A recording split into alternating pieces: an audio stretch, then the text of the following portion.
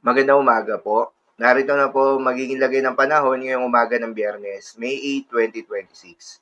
Pero bago yon, baka pwedeng palike and share naman ang video na ito. Comment ka na rin kung taga saan lugar ka para malaman natin kung hanggang saan umabot ang video na ito.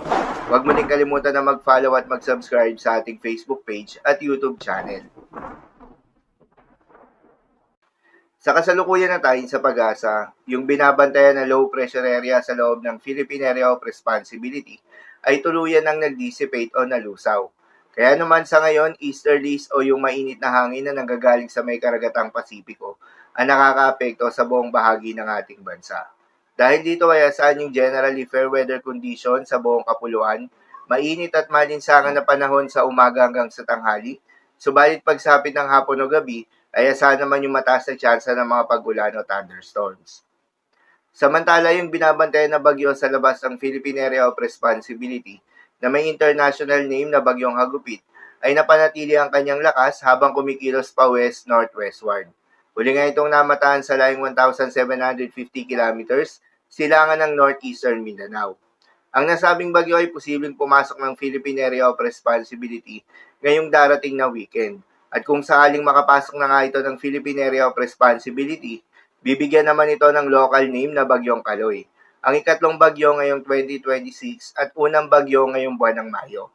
Sa pagpasok nga nito ng Philippine Area of Responsibility, ay inaasahan naman ang paghina nito dahil sa unfavorable condition. May kalayuan pa itong bagyo kaya naman posible pa rin ang mga pagbabago.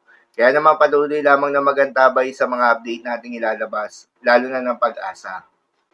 Para naman sa magiging lagay ng panahon ngayong araw ng Biyernes, dahil nga sa epekto nitong easterlies, asahan sa Metro Manila at nalalabing bahagi pa ng ating bansa, ang bagyang maulap hanggang sa maulap na kalangitan na may kalat-kalat ng mga pagulan o thunderstorms. Posible pa rin ang mga pagbaha o pag-uho ng lupa during severe thunderstorms.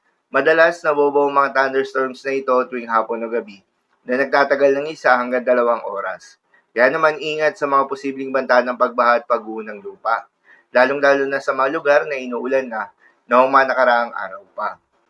Para naman sa magiging lagay ng mga dagat baybayin, ayon sa Pag-asa ay wala tayong nakataas na gale warning sa anumang seaboards ng ating bansa. Kaya naman malayang makakapamalaot yung mga kababayan nating mangingisda at yung may mga maliliit na sasakyan pandagat, subalit iba yung pag-iingat pa rin, lalo na kung meron tayong offshore thunderstorms activity. Asahan yung paglakas ng hangin at kaakibat nito ay pagtaas rin ng mga pag-alon.